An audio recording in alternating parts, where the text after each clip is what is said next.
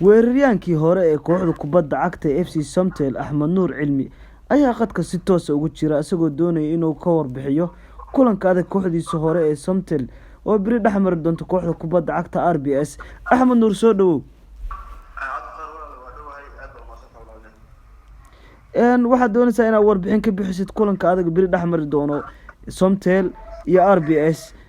ka Axmed Nuur ahaan kulankan muxuu kula muuqdaa?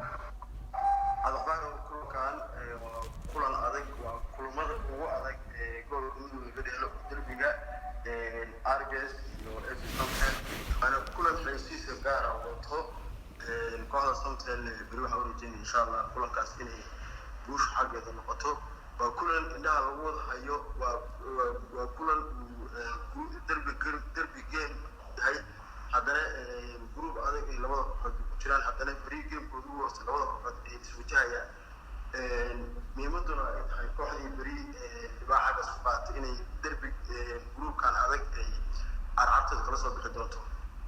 Axmed Nuur caruurnimadaadii waxaad u soo ciyaartay kooxda RBS waxaadna magac iyo maamuus ku samaysatay kooxda Somtel.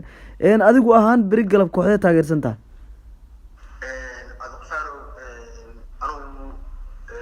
waqti hore RBS oo soo saftay in badan kooxda Somtel baa waqti badan ku soo qaatay kabtan ka ahaa goolka ugu dambeeyay horyaalkii gobolka Mudug horyaalkii Puntland labadaba aan kabtan ka ahaa beri galab waxaan aan taageero qaas u ahay kooxda Somtel aan kabtan ka ahaa muddo badan aan joogay. rajo intee lag ayaad qabtaa in kooxda Somtel ay groupka ka soo bixi karto? horta kooxda Somtel beri kulankan beri dhacaya iyo groupkan adag uma xiran gruubo adag ee gasho muddooyin badan iyo koobo hore oo aanu kaga soo qaatay gruubo adag oo jirtay FC Somtel looga baran inay group ku haato badan koowaad ka soo bixi jirtay noqon jirtay inuu xarajeenaya gamekaas inay buuso horyaalka koobkan groupkan ay ka soo baxdo waxa ka soo baxa inay ka mid noqoto waan u rajeynaa insha Allah waan ku hamweynaa inay ka soo baxdo insha Allah. macalinka kooxda kubadda cagta Somtel Maxamed Yuusuf mar aan wareysi la yeeshay wuxuu ii sheegay in xiriir dhow aad la leedahay macalinka iyo maamulka iyo ciyaartoyda. haddii ay ku dhageysanayaan ciyaartoyda iyo maamulka maxaad baaqa u diraysaa?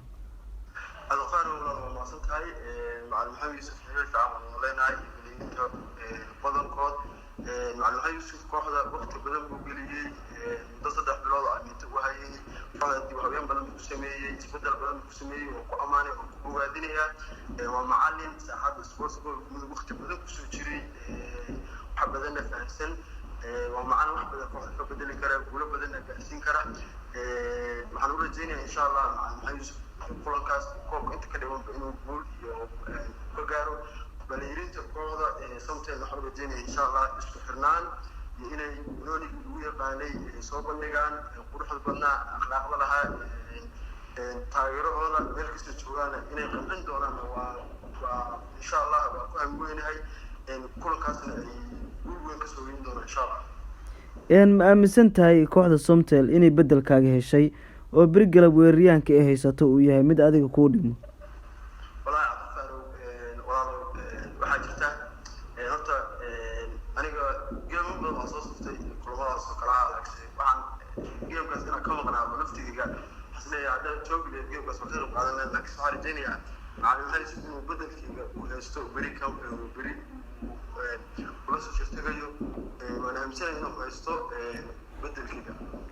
ugu dambeyn maxaad baaqa u diraysaa ciyaartoyda iyo taageeraha kooxda kubadda cagta Somtel?